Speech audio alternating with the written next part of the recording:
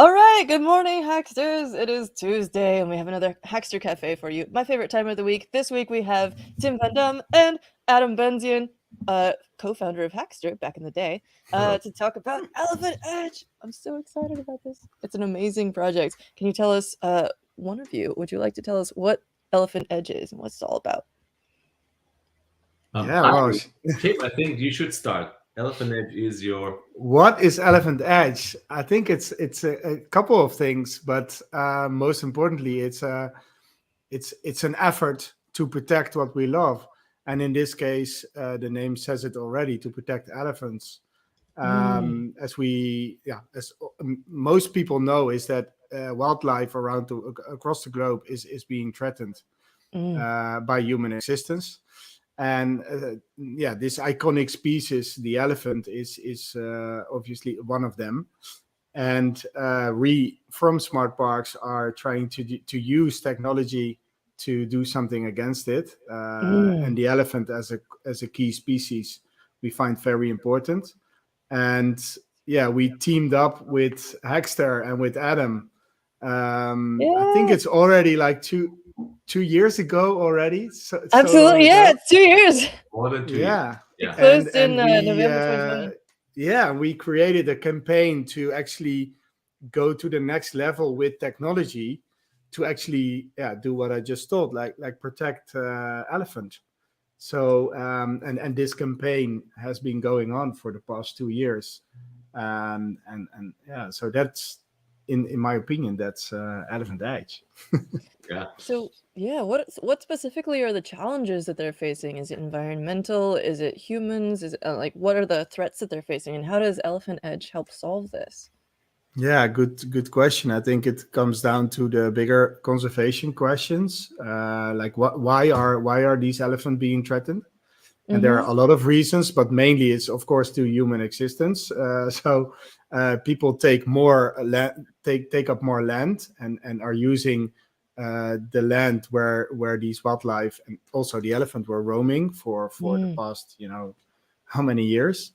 And where they meet each other, so where the human meet the elephant, then you potentially have conflicts. And actually, in most locations, you do have conflict. So people want to put crop on the field, so they want to produce food to live, and they want places to put houses. And these elephants also want to roam around, graze. They have huge grazing areas. They go cross border.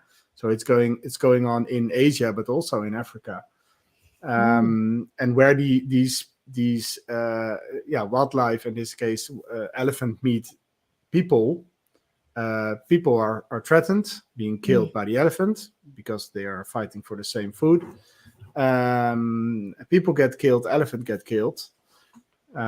So we, as on a global level, we need to be able to better manage these conflict areas. Of course, I could say, well, people move back and give these animals more space. That's of course a very nice thing to say, but that is not going to happen in many places. So especially also in these protected areas where we actually say, okay, this is a free space for wildlife. We call these national parks or reserves or protected areas. There, the elephants are safe, hopefully, mostly inside the park. But when they go out, there they meet the humans, right? So there you have conflict. So you actually want to know when that happens, so you don't end up with military conflict or weapon conflict or injuries. Elephants walking into a village at night, completely destroying the whole village and damaging kids sleeping and etc. So when you know and you see that coming, you can maybe better intervene with ranger teams, right? To push the elephants away, or to push a problem elephant away, or to make sure that if you see it happen more often, that you can get more, better fencing. And this comes down to, okay, how do you know where these elephants are? And with technology, we can do that. So we actually, want to make sure that we are better equipped to track elephants that cause troubles from a human perspective. So we create wildlife trackers. And in this case, it's an elephant tracker that is like super smart. Mm. In a nutshell. Yeah, so on the contest, you gave these examples of poaching risk monitoring, human conflict monitoring, elephant. I wasn't aware of this. That some elephant bulls go into this must state that creates more aggressive behavior, elephant activity monitoring. Really interesting, elephant communication monitoring. You gave a database of elephant vocalizations that people actually used. I have a bunch of the winning projects pulled up here, but some of them did. For example, people comparing. Let's see, where is it? There were some around detecting human versus elephant vocalizations. Here we go. So they're using machine learning to detect whether the difference between human and elephant sounds and other sounds, so that they can obviously track what's going on in that area. And I think this is using Edge Impulse, which is an interesting place for you to come in, Adam, and tell us about what you're doing with Edge Impulse and how that connects to this whole situation. Cool, sounds good. Thank you. I will also add that Tim and I met at an event, one of the last events in the before times in the Netherlands, and I saw working on, and Tim already had a multitude of different types of trackers that he embeds in rhino horns and the first version of the elephant trackers. I don't even know if it's the first version, but let's just say previous version. And to me, it was like, I'm not somebody who's in conservation like Tim. To me, I just get, say, do like really low tech, high tech, get triggered by images like this of trophy hunters killing animals for vanity or other killing animals for ivory. But of course, being aware of everything else Tim said, that it's the human animal conflict, etc. But so that's really how kind of we get into this. And then you learn so much all of a sudden, that things that you never even knew.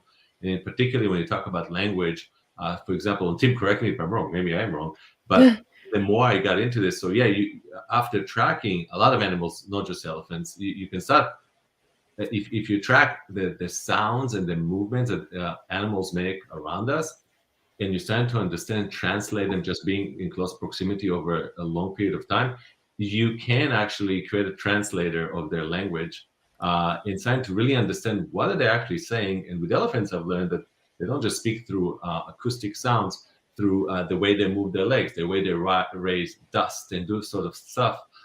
That's a big part of how they communicate, not necessarily how we assume communication is very verbal. Or actually, look at me, I'm doing stuff with my hands. Elephants do the same with their feet, with their trunk. Yeah. Wow. Most communication is indeed not even acoustic, indeed, but the acoustic part is very, very interesting, especially with elephant, because they also make very low sounds we can't even hear. They actually use like the ground to communicate. Like they stamp the ground, and then this sound can travel then huge distances. Wow. And of course we cannot hear that with human ears, but with technology we of course can. So I think this is exactly where that's where machine learning really comes in. Exactly. So when you have these libraries it's incredible how many organizations have tracked elephants for so many years and have released all this information, so other people can create models around it and say, if ear do this, it possibly means that. If feet do this, it possibly means that. And that, again, identifying an aggressive animal doing something that it should be doing, but can put human at risk because the GPS shows that it's doing that in a place where there's probably a farm or a community, or an animal that now understand that the humans are their top risk and predators, communicating that there is somebody maybe in an area that rangers would know there shouldn't be people there. This is not a place where tourists go. This is not a place where there's a road even.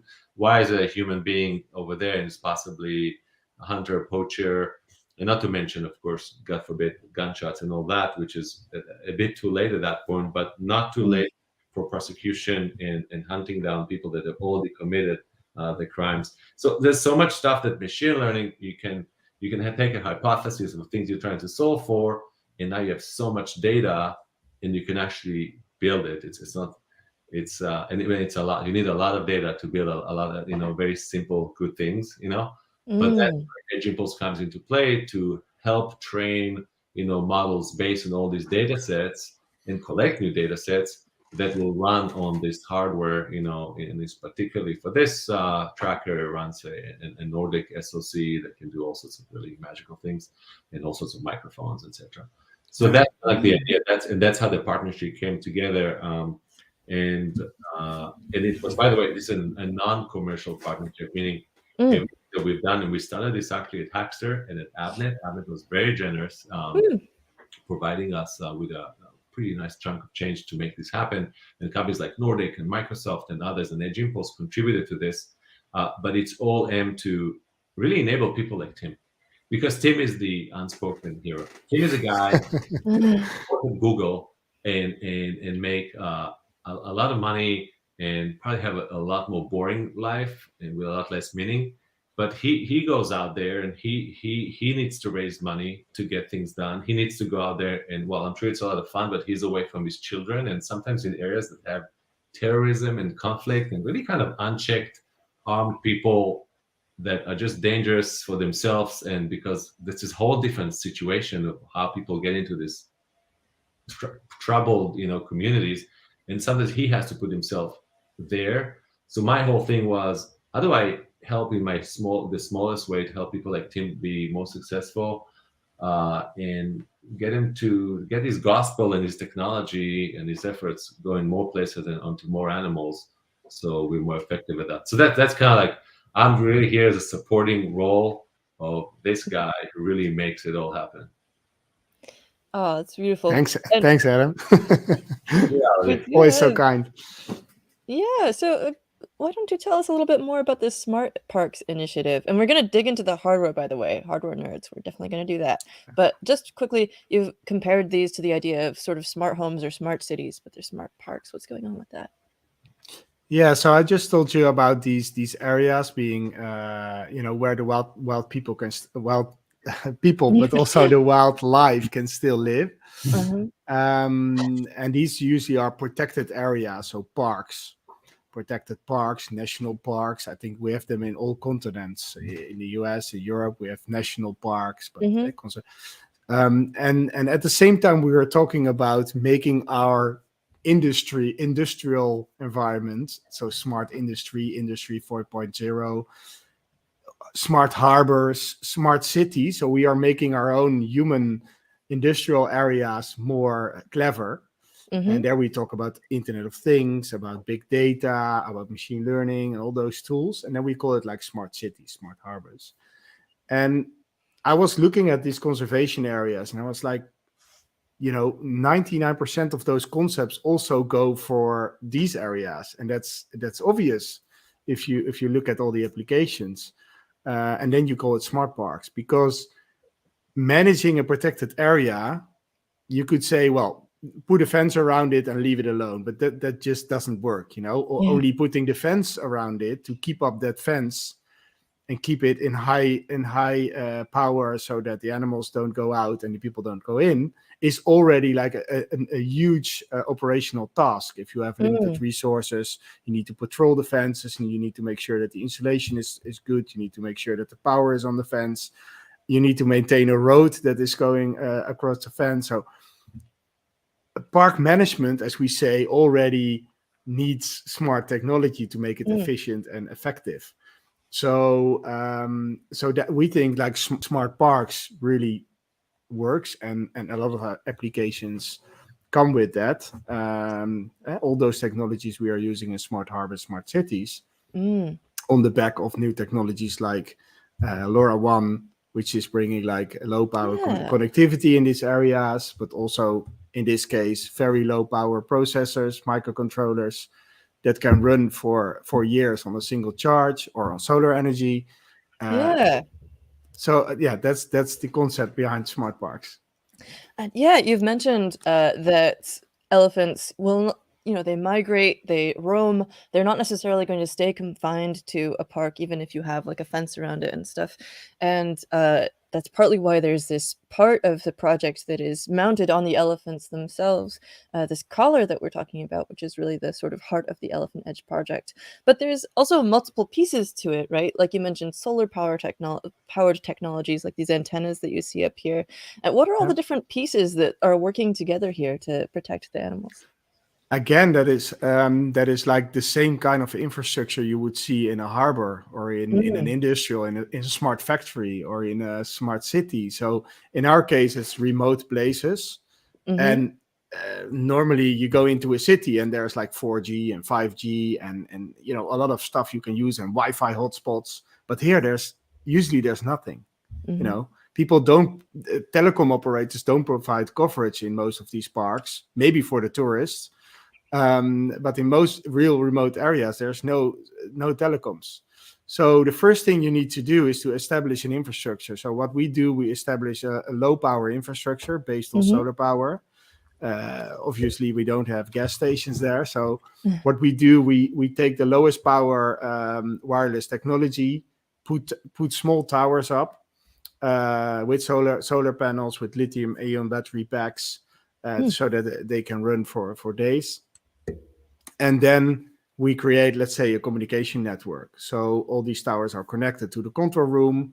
And if the control room has internet, which is usually the case via satellite or otherwise, you essentially create like this smart grid. And this IoT network, this low power network, can then have 10,000s of sensors, meaning you can then do what we are doing in smart cities and smart harbors, put a lot of smart sensors out there on the edge that can actually help you do park management, wildlife protection, tourist management, tourist safety, all those things you are doing to create a safe space for wildlife. So there's collars on the elephants, there's collars on maybe other animals. There's also a ranger unit, I think you mentioned? Or maybe that you didn't mention, but I saw while I was doing some research on this stuff. Sure. No, it's very relevant because actually the whole development of this hardware. So we first introduced LoRaWAN, this IoT technology, a couple years back into Africa, into conservation for the first time. And since then, people are now building their own LoRaWAN networks, which is really cool.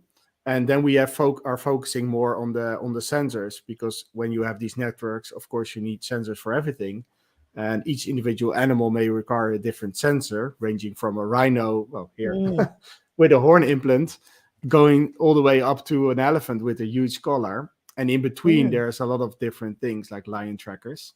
But the cool thing about ElephantEdge is that with this development, we were also able to do a big part of the new tracker called Ranger Edge, which is essentially a device for rangers that are also putting their lives on the line to protect these areas, which are, they are the ones that go after poachers or in between poachers and the animals. So they are actually in real danger. I'm sitting here safely. Sometimes I'm in the field and they may be in danger, but not 24/7, right? So these people are really out there for days in the bush. And we created like this sensor also for them. We felt like they also need better tools. Of course, most of the time they have like radio comms, like long range radio communications, but they usually don't have access to like really sophisticated sensors. So we have created Ranger Edge, which is 99% the same hardware as ElephantEdge, and that's really cool. Because in a sense, they share the same kind of use cases, where you want to have this sensor on the back of an elephant detecting gunshot, or maybe an elephant in distress with acoustics and machine learning from Edge Impulse. We can do the same things on a Ranger. Of course, we're tracking the position, so the control room knows where the rangers are at all times. But when they are in distress, you also want to know that, right? You want to have feedback, and sometimes there's not enough time or opportunity or even range to use your radio, and then you really want to have this sophisticated device offering you a kind of WhatsApp kind of connectivity to your control room, which is not possible over these normal traditional radios. So yeah, it's becoming a complete, set of tools which we all know from industry and from smart cities, but now for conservation, which is, I think, super cool and very exciting. I think it's amazing that you have all these different parts that work together, including every piece of the puzzle, the infrastructure, the animals, the rangers, even the tourists you mentioned. And that you're open sourcing all of it. So you can go to opencollar.io and find a lot of stuff on this. You can go to smartparks.org and find out a lot about this technology. And you actually have a live demo that you were working on. Well, I was trying to get the smartphone up in the screen to make sure that I can show that the sensor is actually connected. So I will say it worked a minute ago, so everyone. Yeah, I know. I was using some kind of a free app to share my Android screen with my Windows laptop, which is always a bad thing if you try to use a free thing. But always fun. so I can try that again. But in a sense, let me just grab the ElephantEdge. Oh yes. Cool. So up on there, there's a little kitty cat with one, and then there's a kitty cat with a tracker. Actually, a different tracker, another tracker. But this is actually the ElephantEdge. Wow. I'm not sure if that. So cool. Yeah. So we always print like an ID on it, so it's engraved. And you wonder, like, how do I connect to this? But the cool thing about this whole new Edge, let's say, trackers we created, they're all now can be connected with short range with Bluetooth, and that's also a major step up from all the existing like old-fashioned collars like this, which is like a very old one taken from an elephant. They usually don't use this sophisticated technology, like connecting over Bluetooth to configure it, but they're super complicated devices. So we found that we need to add Bluetooth and then connect to it. So now we have created this app and I'm going to try and share my screen in a minute,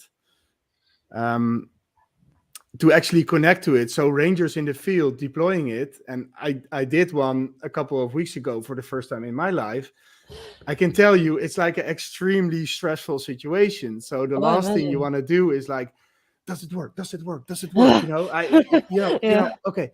And then all that, and there's no connectivity. That could be so stressful. Yeah, but this happens all the time, and it has been happening for 15 years. So now you just pop up your app.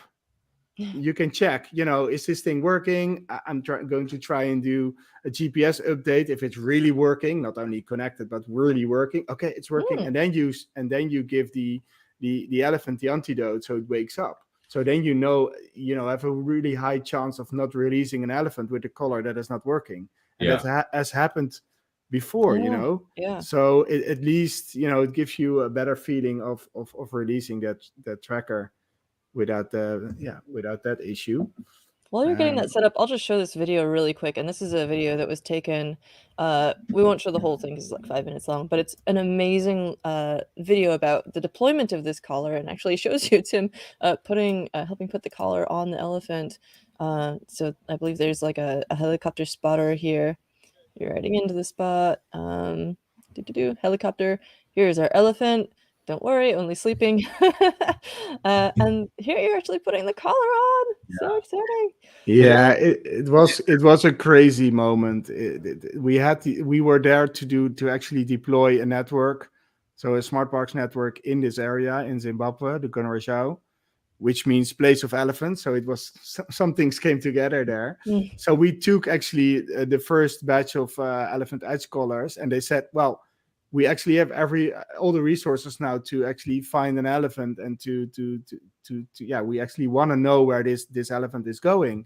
And shall we put it on? And I said, if you want, I want to be part of it. Let me experience it. And they said, okay, then prepare yourself. So I had to prepare a grab bag with all the tools. As you can see, you need quite some tools. And they were of course checking a bit, but I was really nervous, like, okay, am I gonna do this? So I had a grab bag, and we had a helicopter, and we had, all the things were there. But once you arrive at that elephant, everything gets black, your focus. You need to put that color on. You need to drill the holes, and the rest of the team is doing their own job. But you are focused to get that color on, to put the holes in the right location, to check it, and then the vet is checking the animal for breeding, and So it's Tim, amazing experience. I see this amazing experience. I always wonder. So, what do you guys dig a hole under the elephant to get the collar through? Because you can't just lift its neck.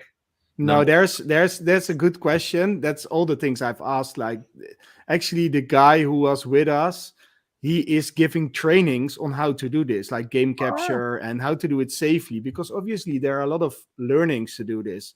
Right. There are a lot of vets that are specialized to do it. So you can't just do this. You need to know what you're doing. You need to know how the elephant is falling down. If it falls on a certain position, that's why you see in the movie, you see us running with the chainsaw. If it falls on a tree or something, I wondered you what that have a was big for. issue. And this case, this was the perfect scenario. We fell on his side, not on his trunk. So actually, he told us if the elephant falls on a branch like this, here in his forehead, he's like in immediate danger. They need to go to it immediately, give him the antidote, and wake him up, because otherwise he's gonna die. And here you see him waking up, and it's such an incredible. I'm just getting shivers like watching this elephant waking up, and it's Yeah, we did hide the GoPro there. So actually, my colleague Arit, she hid the GoPro, and at the same time we were running away, and I was running away fast enough to get the drone up to also film it from above. Yeah, this is the exact same moment. Amazing. And I was far enough to see that the elephant was not coming to us. So we were safe, sitting underneath a tree, full in sweat, flying the drone, like, where is it going? And I have another question, Tim. Do you guys monitor from afar, meaning this is a sleeping large animal, but still could be vulnerable to predators that see an animal down? Do you guys still monitor it from afar to make sure that if the thing comes through, you just shoot in the air so they run away? How do you make sure that this animal is safe while it's waking up? Yeah, again, that is pure experience from these really well-trained wildlife vets. So in this case, an elephant gets the antidote, and you can see it's of course a bit dizzy, but it's a couple of tons we're talking about. So even the fact that this elephant can stand up and do its thing, it means that it's there. It's not, and an elephant is not likely to be attacked by lions just like that. Also because there has been human activity around. Okay. So helicopter vehicles, it's not really likely that there are predators around trying to find it. Of course, with other animals, you definitely have to be careful with these kind of things. But other animals, yeah. But all these things require a tremendous amount of experience, and we are just part of this, in terms of we need to provide a collar and the technology and the network and the knowledge that actually that part is functioning. All the other stuff we have very limited influence on, and to be honest, we don't have a clue. This was so good for me also to experience firsthand. Of course, I know a lot of these things over the years, but every animal and every situation is different. But here, I've learned a lot of things which we then can also incorporate into building better collars. Yeah. So so in this case, I learned about how we maybe can optimize the counterweight. So that you saw me drilling holes, which is actually making the collar to size. Because your question was like, how can you slip the collar underneath his neck? Well, what you do is you have like a very long iron bar, which actually can go underneath. And if it doesn't go, you indeed need to make a little hole. And then you just connect it to one side of this. And that's why also we are quite innovative, because we are using such a small payload. This collar is like ultra thin. If you compare it to those old normal collars on elephants are like, this thick. Yeah. So the fact that our collar is so slim, we got it underneath the elephant and on the elephant, I think in 1 minute, even faster. Wow. So they were also surprised, like, is this gonna protect an elephant for 8 years? Nah, it's not gonna happen. Normally 2 years, not gonna happen. And they're actually still, of course, it has to prove itself, because obviously you only know after 2 years or 5 years or 8 years. Right. But they were like super surprised in the fact that it is so small and so light. So it's not only about what's inside, the PCB and the firmware. It's, I would say, 50% or more is about the other stuff. And people tend to forget that. But this is why my 3D printer is always here. I'm printing. It's like it's a coincidence that it's not on, but I'm printing all day, every day, like housings, enclosures, different forms, just to find out, what kind of shapes and forms can work in combination with the actual hardware and the firmware. And so it's it was a good question, like how do you get the color on, which has nothing to do with the hardware, the software, but it is very important. You work on these projects, and that's why we're on Hackster right now, because it's all about the electronics and all the amazing things that are running on it. And you start this project, and then so when Tim and I worked on this, by the way, we should mention Irnas and Irnas' CEO Luca, who is a huge animal rights and animal life advocate. So he's doing this work. Okay, he doesn't just do it all for free. We have to pay him. He has a real company, but he does this often at cost, just because he cares so much. But the idea is that we focus so much on the technology and the hardware and the sponsorships, and we do all these campaigns around this. But it's a small part of the big story. The big story is so many people, and so there's so much infrastructure to get anything like this done.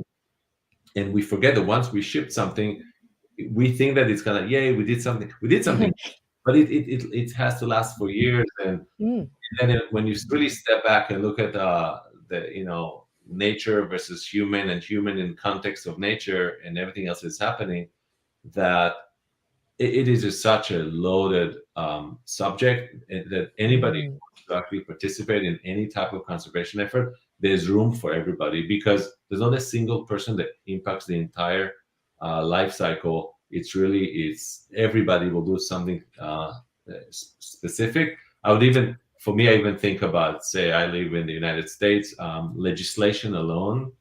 Again, I hope I'm not saying anything to upset everyone, that you're not allowed to the importation of wild animal carcasses into the U.S. Trophy hunting. That in itself, to me, probably will solve also just an element of the problem, that as long as you're allowed to bring body parts like heads of animals to hang on your wall, as long as this is illegal, trophy hunting is not going to end, because there will be an economic, demand somewhere else. Or as long as China would say you can't sell ivory, it's absolutely a 10-year prison sentence for selling ivory. I don't know what it is. Demand will happen. So it's just like anything else in humanity, that we were able to minimize negative impact on society or our environment. For example, you can no longer just put toxins into river systems, etc. Where maybe only 50 years ago, factories were okay to just pour whatever they made. River. These also legislation alone and cultural shift and rethinking about a relationship with nature is also something so big that if that happened, in fact, you won't even need to put collars on elephants, which is very exactly right. Yeah. It's really that's the end goal. Yeah, that's what you want. Intersection of culture change, legislation change, technology updates, all this stuff working together at every level. And I think that's also something that's really encouraging for me as someone who doesn't necessarily have a specific set of skills that might be specifically applicable to this. There's somewhere for every person to get involved here, and we'll talk about that a little bit at the end. Every person has something to contribute. You can advocate for legislation, you can talk to your friends about it even, and just make better choices, figure out better choices that you can make as an individual. But right now I see that you actually have this demo up. Are you ready, Tim? No, you can share my screen, because now it's working. 2 seconds later it may not work, but so actually what you see here, and I just connected the Ranger Edge because it's easier to handle in front of me. It's the same. So we're actually using this app. So again, we've developed this app, which is in the App Store. I see it's scanning for all the Bluetooth devices that are open color in the vicinity. So you actually see by the icon, we have rangers, but we also have cat trackers, but also elephant that you just saw. You can see some nice things about the trackers. But let me connect to this one I have here, which is a Ranger Edge, which we have the newest firmware running, etc. Just to show you that it's quite complicated devices already, and we're really proud that we can actually offer rangers and people in the field a better interface to actually deal with this kind of stuff. So just to show you that it's getting really far, and what our vision is also that this will be the main interface also to the machine learning capabilities, which of course in the end should just work, but in the whole process you need to make it really convenient. Let's say if you want to record audio samples and want to send it real time to Edge Impulse to be put into a model, then you should be able to use this kind of an app. So this is what we really envision, and then you can do that with the same thing with the Elephant Tracker and any other sensor on board of this. But just to show you that one of the cool things we now did is like create. I was curious about that. I saw the no name a messenger for rangers, and you say, why is it a big deal? Again, you don't have internet. There's no internet in the bush. So in this case, we literally can send messages with this app. So it's essentially using the tracker as a relay node for the phone over LoRaWAN. So we can actually make sure that the ranger can communicate and send short messages back and forth to the control room, which is like a super important thing as we all use WhatsApp all day, every day. Now we have Ranger WhatsApp, I would say, from the bush. So just to show you how powerful this is. Of course, there are all other stuff you can configure, like the GPS intervals, which is the main function to track and trace where the tracker is, of course. But just to show you how this works. And in the other part of the screen, you actually see our main connectivity suite, which is like ChirpStack. It's an open source LoRaWAN server built by Orne, which is a guy from the Netherlands and Portugal. Really great guy. And we are using that a lot. We are also using the Things network. We're also a big fan of that, of course. In this case, you can see actually this tracker is connected. And if I, for example, send a status message, you should see a new message coming in. Yeah. Cool. So here you can actually. I love it. The question This is is so cool. And you two actually met at the Things conference, is that right? Yeah, definitely. Conference. Yeah. So we are a big fan of LoRaWAN, and I've been there since the beginning. I really love the standard because it's so open. It's a very powerful technology, but that's only one part. It's the LoRaWAN standard is an open standard, meaning a lot of people have contributed, and it's still growing, and that's really where you see the power of open technology. And for us, it's the only way to do this actually, because again, there's not enough money in currently available to buy all this proprietary stuff and put it in conservation. That's just not possible. So we need to use all the power of open to do this. And for me, I've learned all these new technologies because they are open. I'm using Hackster all the time. I'm using YouTube all the time to see and learn how I can do a new language like programming. And so this is how we should do it. And it's super powerful.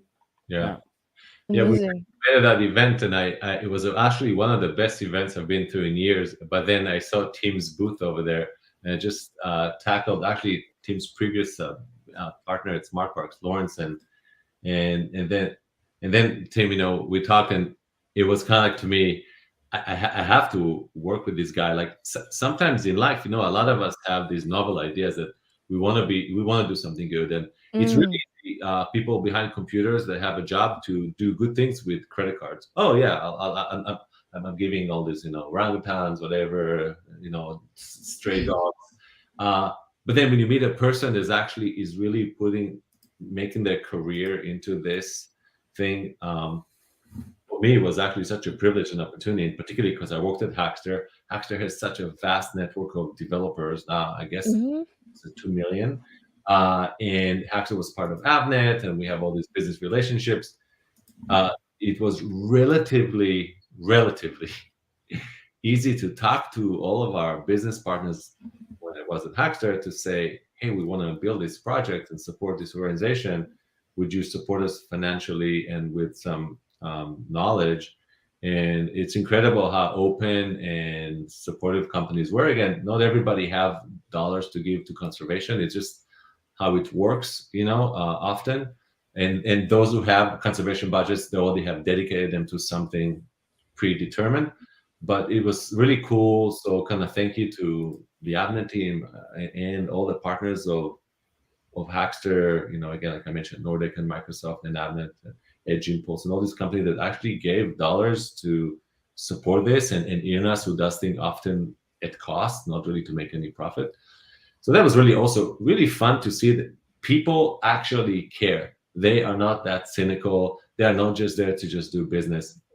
They all kind of scratched to find, because actually I don't know people in conservation in big corporation. I know people who are in a commercial side of the big corporation, and yet they found money to give us to build this without really not asking anything in return, just saying, yeah, mention us sometimes, but this is a great project. We should do more of this. So that's also really kind of awesome how, again, the community, the partnerships, these big corporations that are not faceless, they just have regular people working there. Mm. And, that was really fun, to see and to experience, and hopefully we can repeat it again this year.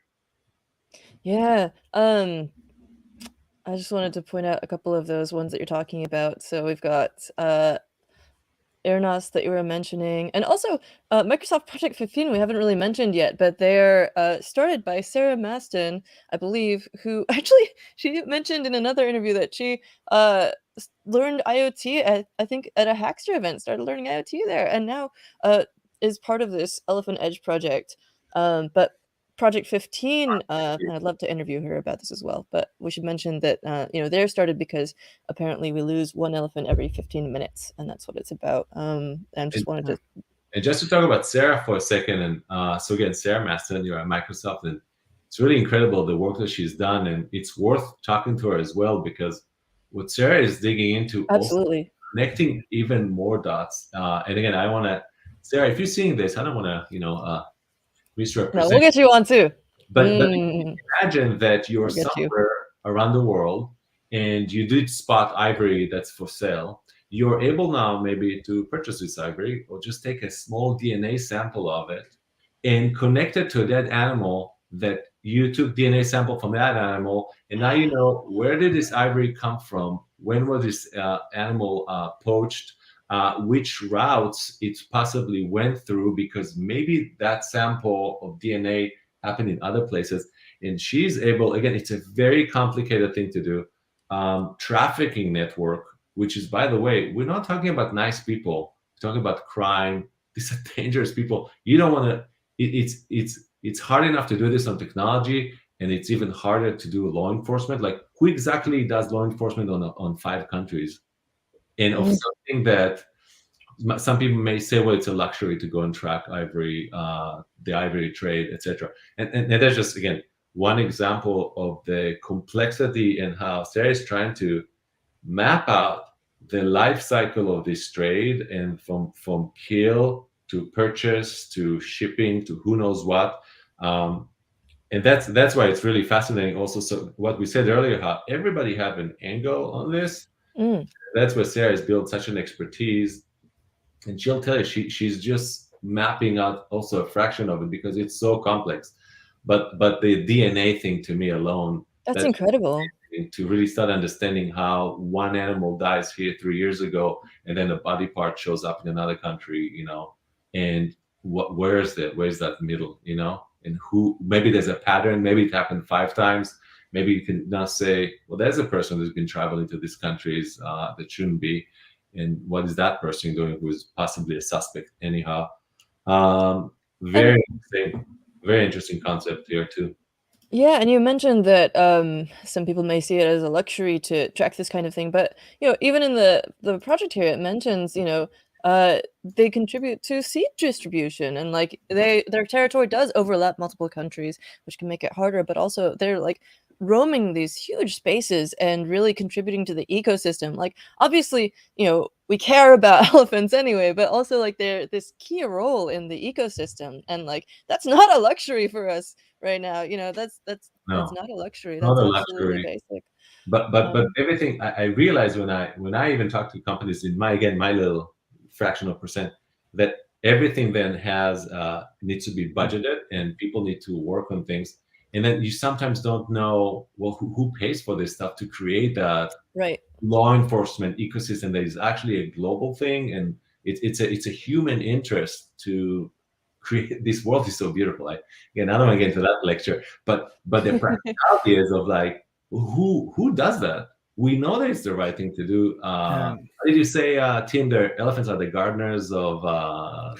They're the garden. Yeah, they are a keystone species. So Yeah. you have more of those in ecosystems. So we're talking about ecosystems, and Right.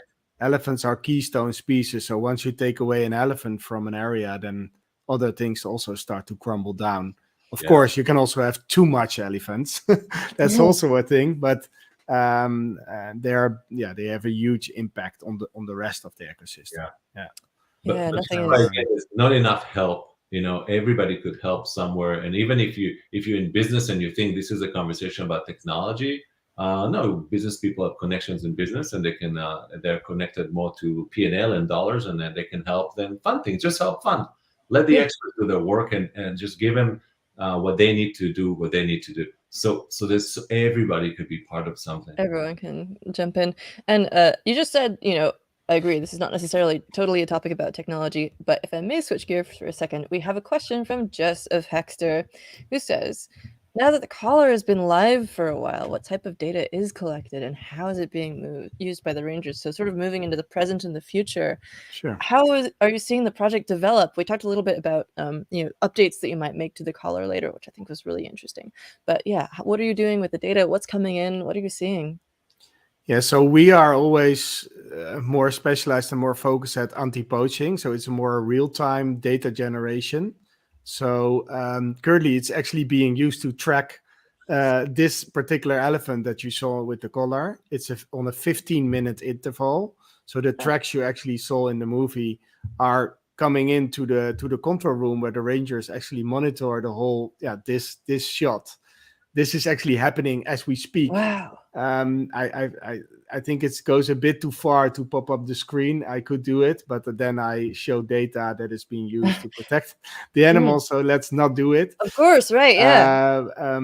But this is what we try to do. So it's we try to get as real time as possible. Of course, we cannot do real time because then the battery will be drained. But giving 15-minute interval of position is like unheard in elephant tracking for a period of up to 8 years currently with this battery consumption. And that means that you saw the detailed path. And we, for example, a couple of days back, I sometimes log in and I try to see. Of course, I don't have the job to monitor these animals every day. That's the job of the rangers in the park. But obviously, I log in, I try to see what's going on. And in this case, this particular elephant I saw was roaming around in that area. And at one day, it had a huge streak. It went directly to a certain point, which is called Broken Bridge, which is like literally there was a big bridge across a very big river, which is no longer functioning anymore. So you can't cross it. But this elephant had like a huge streak towards that river. So, and then you saw it like roaming around there for an hour, and then it went back to its normal home range again. So that piece of information could trigger a lot of things like, why did it suddenly move out of its home range? Why did it go to that particular point? That kind of thing. So gathering this data for a longer time but also in real time, it could help the rangers in the field to make better decisions on what to do with their fencing. But also, if there's an incident, which happens, actually while we were there was a big incident. The whole team gets into higher alert. Helicopter comes in, vehicles are being dispersed across the area to protect the fence line. The ranger teams in the field get notifications. Okay, there's something happening. So this data is being used on a daily basis because it arrives in a map view. In this case, it's called Earth Ranger. where not only the information from this elephant comes in, but also from all the rangers and from all the vehicles and from all the other sensors, like are the fences still active? So then the rangers in control, they start to do strategy and to do operations on this. And they give orders like, okay, patrol this area or do this area. So that is how it's being currently used.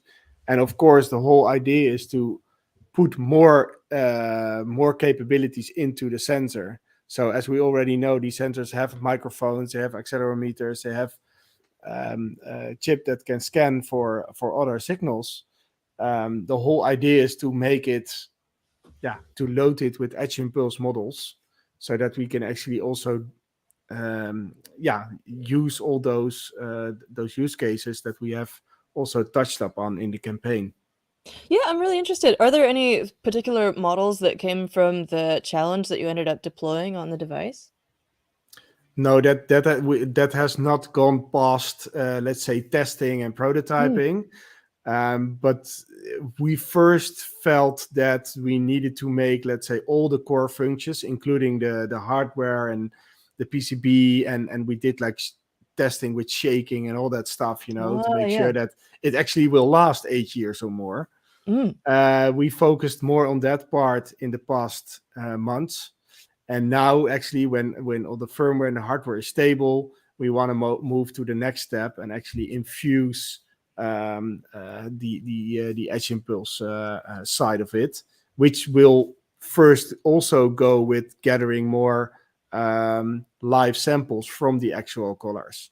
Yes, we have a lot of information already to make models and to train them, but we also know and see that you need to have actual data also from the sensor that you're actually using, because otherwise there will be a gap between, let's say, the data, sample data and the models and the sensors that you are using. They may work, but we also see that it creates a kind of a gap. We're actually currently at the stage that we can actually get fresh data from the collars that are being deployed. So it goes way slower than everybody wants, and that's unfortunate, but it's the way we have to do it. We have to go there and we have to do it. But I think like what the Hackster community, they created ideas, inspiration, things you can kind of think about and be like, maybe these are things we should explore. But clearly we all know this, when there's a lot of things that you do as just ideation, and production is a very different story. So you can be inspired by it and say, maybe this is something we should go dig into. But clearly deploying the models have to be tested and very specific to solve very specific problem that the rangers and team are trying to solve. So I think we'll definitely revisit it to see what people again built, because they built so many cool things. That's really cool when people don't know too much about something. They actually they're not in a box. They can do things without any specific instructions. So it's even more interesting. But it was actually really, it proved to me and also to you, I think, Adam, like what you are doing with Edge Impulse and what we envisioned, like when we talked about this, ElephantEdge, the vision of having a collar not only doing GPS tracking, which is already, very important, it's a core feature, but doing all these clever things with edge models.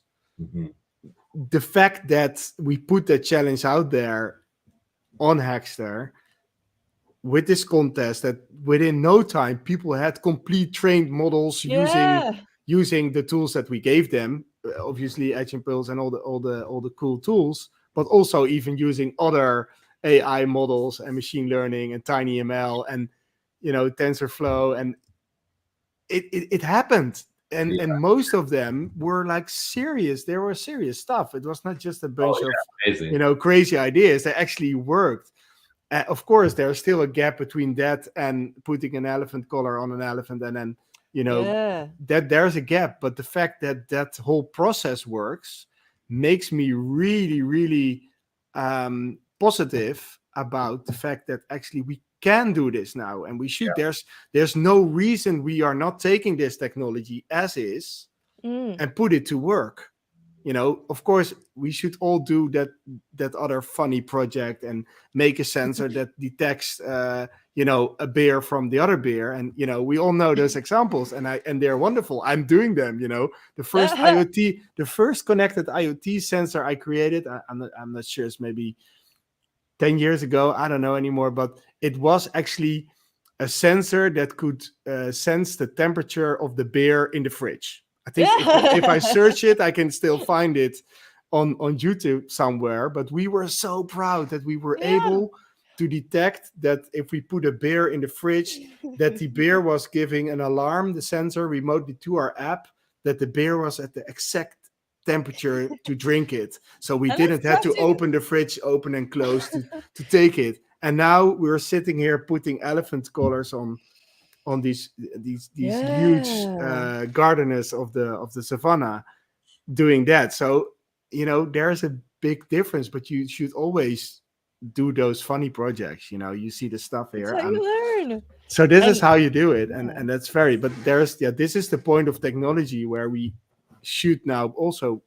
We have a kind of responsibility, I think, to put it also at work where it's needed. We have to balance those things. Mm-hmm. And that's really cool about the challenge, that actually all those hacksters out there actually did that. It was so amazing to see that. So, really, really powerful.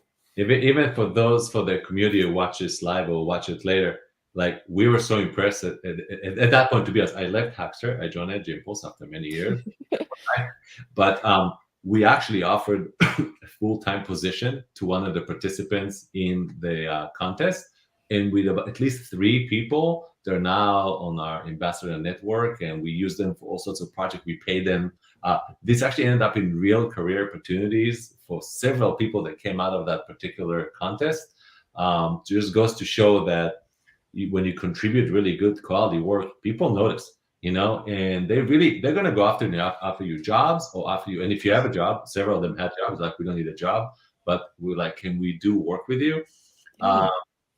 So it's really fun to see that we're so impressed by the work that we're like, we got to work with these people. They're an incredible ecosystem. So. And it's good to work with people who care about stuff. It just makes it nicer to know that, like, you're working on something that with people who really are invested. I would say something that when I joined Edge Impulse, for example, I had a conversation with the founder, with Zach, the CEO, and I said, and we talked about conservation. Shelby.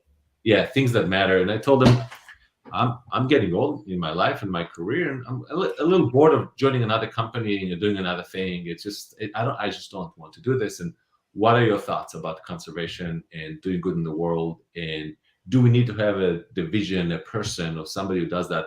And his approach was really refreshing. He said he doesn't believe in creating like a department that's all they do, which sometimes he believes that every employee, when you hire and you onboard and you create commitments for the year, you have to embed this into your life. You have to pick projects that are also supporting doing good. And by the way, it's not just about wildlife. It could be about a slew of things, about things that grow or breathe or water or whatever. And because of that, we ended up offering grants for a bunch of PhDs that are doing research about all sorts of other wildlife conservation, giving 1% for the planet to buy forestry in all protecting forests, and all sorts of projects that we're just like, everybody has to be part of something, because we have to create balance in enterprise and businesses, that it's not like, oh, well, this is when we have time, or this team, they should do it. It's everyone. The old world, everybody should do it. And I think that's what happened in Hackster too. With Hackster, and even kudos to Avnet, like, they're like, yeah, you guys do it. Everybody should do it. It wasn't like, oh, maybe we should help Tim at some point. Everybody at Hackster were like, 100% we're going to help Tim make this happen. So I might be sitting here and talking from Hackster, but it was everybody at Hackster. Jessica is on the call, and you, Alex, and everybody else. It wasn't these are not individual efforts. These are complete team efforts, and the culture of saying this world is really not doing okay. And in particular, these animals, they're really not at fault for all these things that we're doing to them. So we have to be less reactive and more proactive about stepping in and say, everybody has to change. So I lecture, I hope you enjoy the lecture. The preach. Thanks, Adam. Oh, good. We are going to wrap up here in a second. I want to give Tim another chance to give thoughts. This is I could talk about this forever.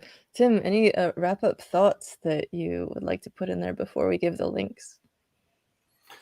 Well, I think it's always good to to try and to inspire people, of course, to come up with their own great ideas. Of course, we really like you to support smart parks because we are, doing these kind of things. So please, if you want, support us. But also, please start your own initiative and start tinkering and sometimes doing the beer project, but also trying to do sometimes the conservation project, and also try to do it close to home. Yes. We are also protecting the European bison in closer to our home. We don't even have to go to Africa to protect these huge, beautiful animals closer to home, and I'm sure everybody can. So be inspired and do your own projects.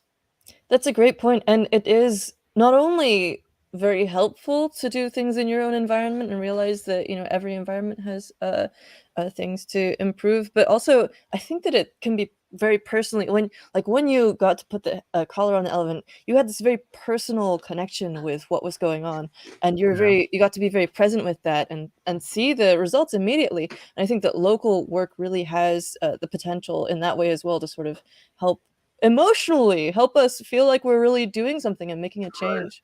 It heals us. Yeah. And also that also comes with the technology, because when you look at technology on a YouTube video, whatever, it can be cool, but it still can be a bit far away. But if you actually are tinkering, working with it, you should see my desk. It's a big mess of sensors and stuff.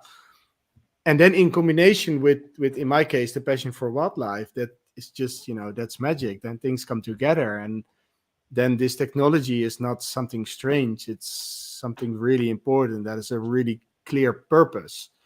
And then, I don't know. It's I think a lot of people have experience in my work field. They have this experience, but I really wish that more people could have this, because then technology becomes even more purposeful, I think. And I do want to mention, just before we wrap up, last week was Earth Day.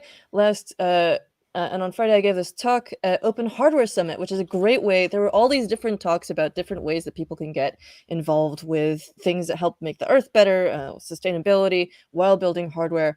And as part of that talk, I started creating this wiki, which is a list of resources for people who want to build technology more sustainably, and also a whole list of projects that, if you're getting into IoT, if you're getting into technology, these are some ideas for how you can things that are going to be inspiring to you, that you're excited about technology, but also can all these different ways to help make the world more sustainable and last longer for us. And of course, ElephantEdge and smart parks are on there. Cool. Very cool. I'll follow up on that. Oh, yay! So for everyone who would like to get involved, of course, Tim was mentioning getting involved with smart parks. You can donate right over here. You can contribute. You can follow smart parks. You can follow Tim and Adam on Twitter. I think those links are already in the description. If not, I'll put them there. There's smartparks.org. There's Open Collar, the Open Collar Initiative. You can follow Smart Parks on YouTube. Keep up with things that Edge Impulse is doing. They're doing lots of other cool stuff as well. I don't have that pulled up right now. And then, of course, Gonarezhou, the conservation park that you were working with as well. All kinds of amazing ways to stay involved and follow up on this stuff. Thank you guys so much for joining us. Oh, I've been looking forward to this for so long. I know I was really annoying on the emails, being like, "Can we schedule this? I want to ask you about this stuff." And like we got to happen. But also, you're totally welcome to come on again anytime. Talk to us more about this. We're gonna try and get Sarah on here. I know it's a little awkward to call it out right now. Maybe she's got too much going on. But in London right now. Love to hear more about what you're doing, and come on again anytime. Thank you so much. Awesome. Thank you, Alex. Have a good one. Thank you, Alex. Bye. Cheers. And thanks everyone for joining us too. Bye. Bye.